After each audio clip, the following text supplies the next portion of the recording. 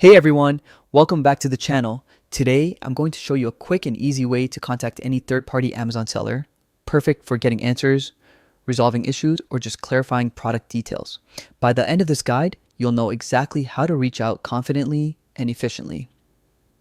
First, head over to Amazon.com on your computer or mobile device and sign in to your account. Look for the sign in option in the upper right corner, enter your email and password, and you're ready to go. Next, find the product you want to inquire about. On the product page, check the section on the right labeled Ships From.